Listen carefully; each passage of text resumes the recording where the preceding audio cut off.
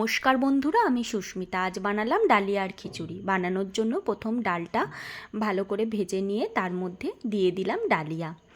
দুটো একসঙ্গে ভালো করে ভেজে ধুয়ে হাঁড়ির মধ্যে গরম জলে দিয়ে দিলাম।